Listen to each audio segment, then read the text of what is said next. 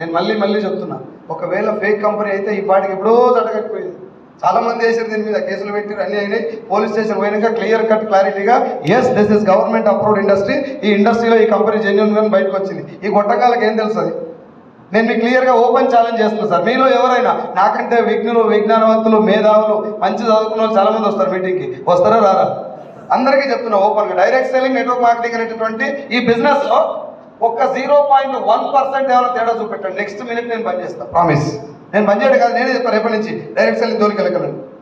Government చేసిన gazette నేను మీకు చూపిస్తాను. గవర్నమెంట్ నెట్వర్క్ మార్కెటింగ్ ఇచ్చినటువంటి గైడ్ లైన్స్ నేను మీకు చూపిస్తాను. బంద్ చేసినటువంటి ఇండస్ట్రీ ఏదో కూడా నేను మీకు చూపిస్తాను. జనాలకు ఉన్నటువంటి కన్ఫ్యూజన్ ఏందో కూడా నేను మీకు చెప్తాను. ఇవన్నీ క్లారిటీ ఇచ్చిన తర్వాత మనం నిలబడాలి, జనాలకు అదే క్లారిటీ ఇవ్వాలి. కానీ జోకులు వేయకపోయి ఏం లేదమ్మా, సబ్బులు మార్చాలి డబ్బులు వస్తాయి, సబ్బులు రుద్దుకుంటే డబ్బులు వస్తాయి, జోక్ కాదా ఇది? మరి నువ్వు నేను మాట్లాడుకుందాం బాగా